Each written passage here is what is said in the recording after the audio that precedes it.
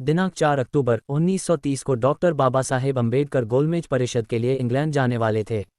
इसीलिए 2 अक्टूबर 1930 के दिन शाम 4 बजे मुंबई इलाके के अस्पृश्य माने गए वर्ग की ओर से डॉक्टर बाबा साहेब अम्बेडकर को मानपत्र और थैली अर्पण करने का समारोह डॉक्टर सोलंकी की अध्यक्षता में दामोदर हॉल के मैदान में संपन्न हुआ।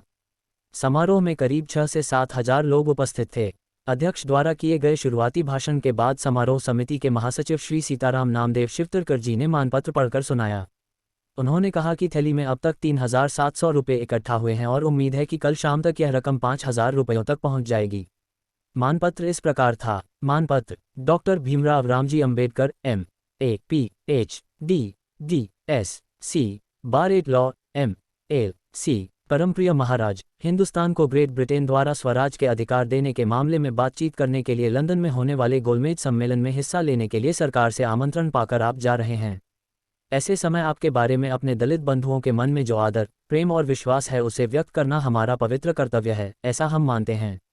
आपने जो प्रशंसनीय ज्ञान प्राप्त किया है और जिसके कारण आपको जो अनुभव प्राप्त हुए हैं, उनका उपयोग अपने देश और अपने देशी बंधुओं के हित के लिए उपयोग करने का समय आ गया है, जिसके लिए हम आपका हार्दिक अभिनंदन करते हैं।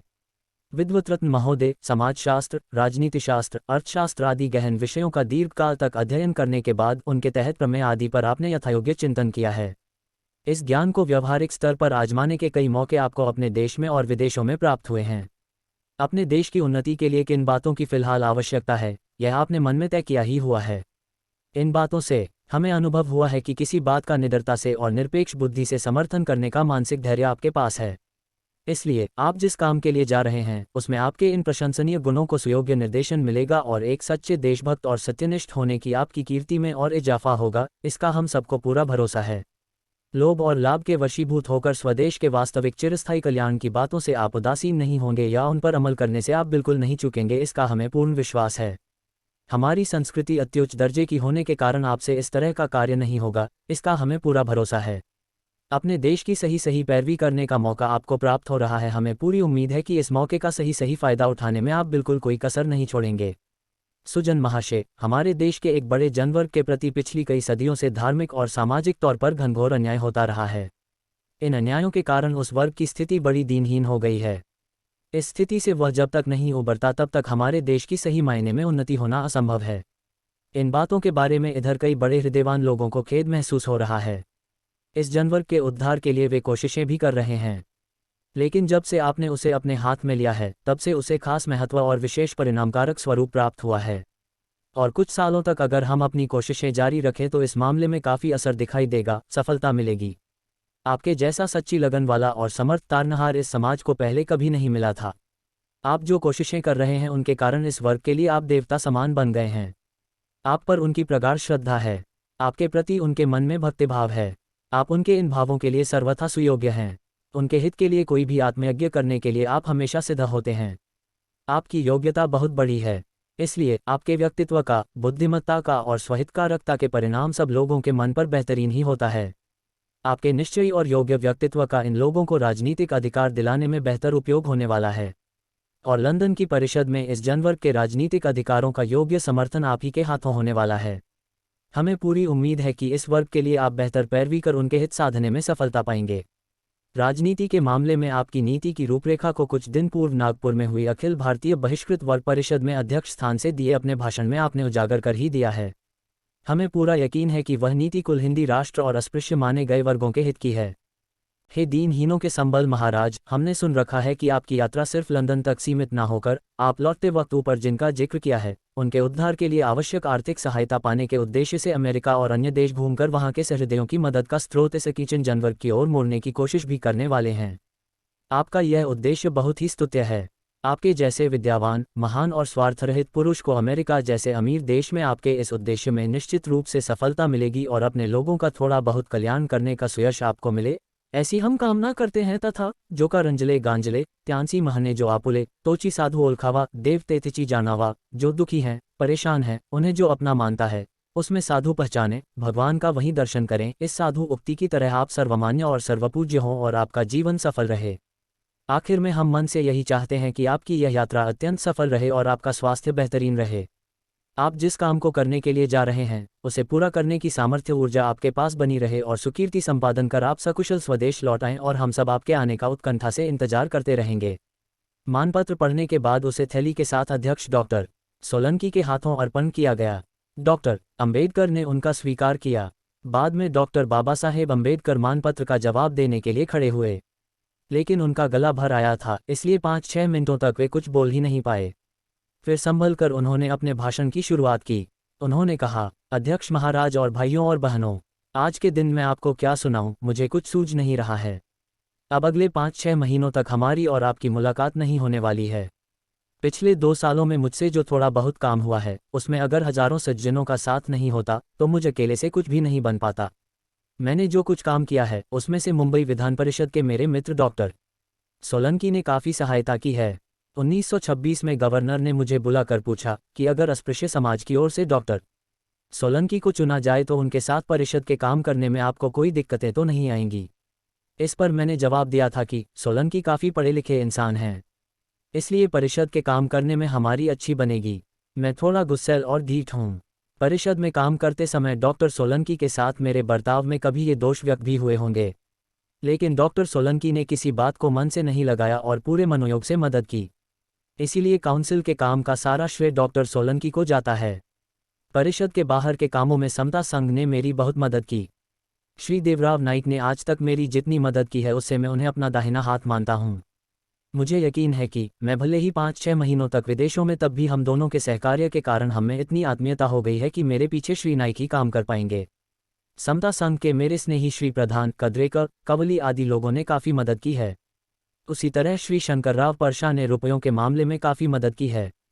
श्री शंकरराव जैसा मेरा कोई दूसरा आधार स्तंभ था ही नहीं।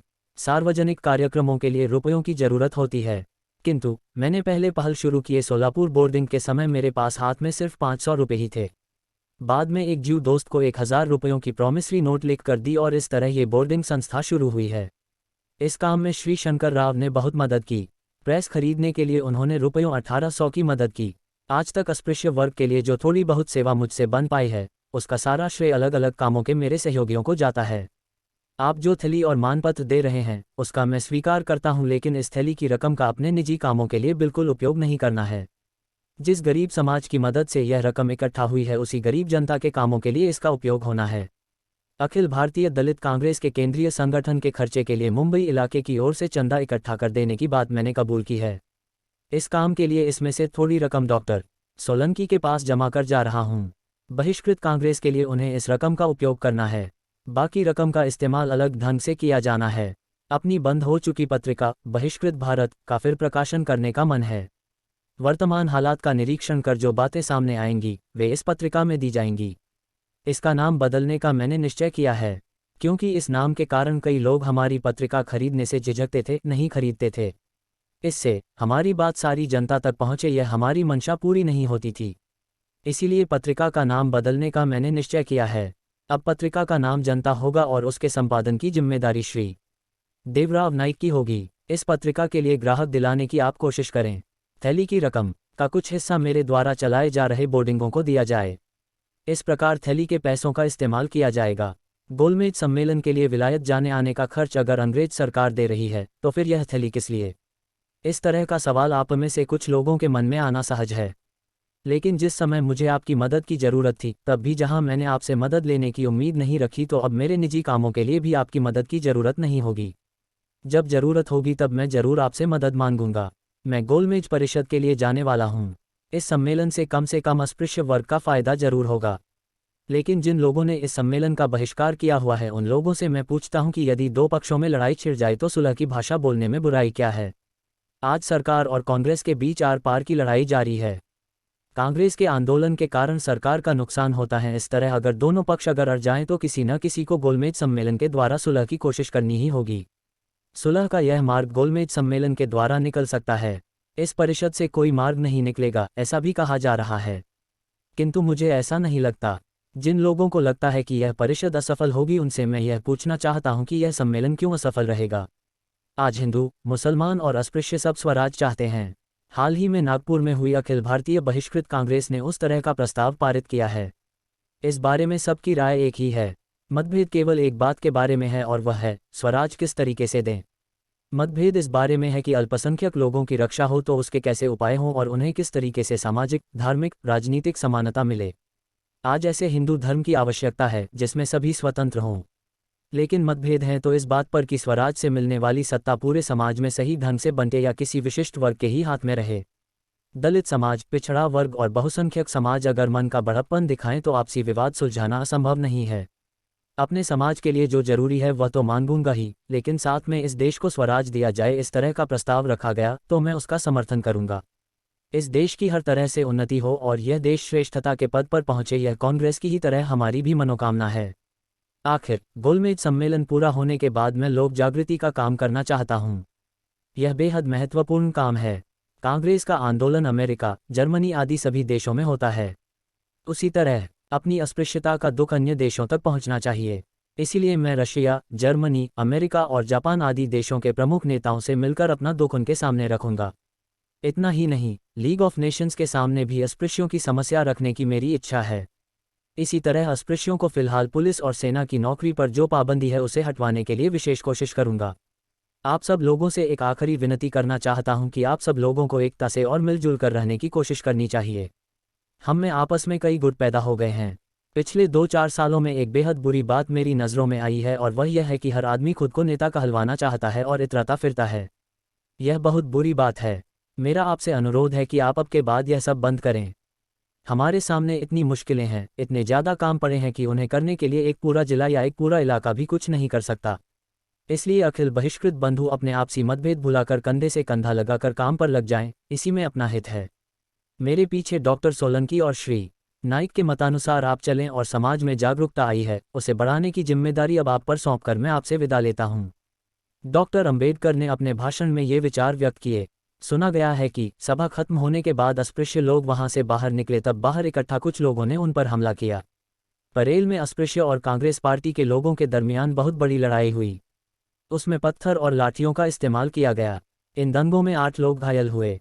उन्हें पास ही के किंग एडवर्ड अस्पताल में इलाज के लिए भर्ती किया गया।